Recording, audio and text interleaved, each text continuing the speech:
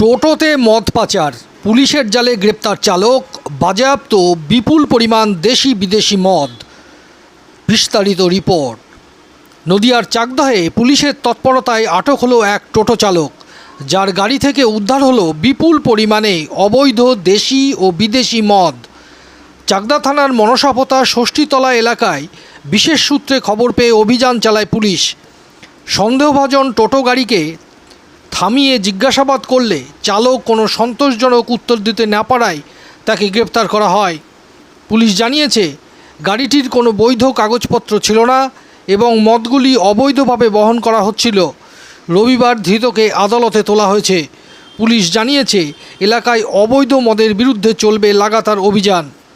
এই ঘটনায় এলাকায় চাঞ্চল্য ছড়িয়েছে এবং মদ পাচার চক্রের সঙ্গে আর কারা জড়িত তা জানতেও তদন্ত শুরু করেছে পুলিশ। ব্যুরো রিপোর্ট, বাংলার প্রতিনিধি।